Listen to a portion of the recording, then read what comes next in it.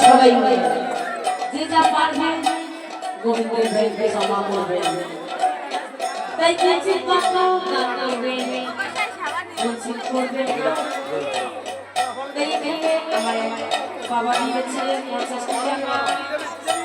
সকল ভক্ত কিছু কিছু দান করেছে আমাকে তাই আমি বলবো কোনো ভক্ত যেন বাদ না যায়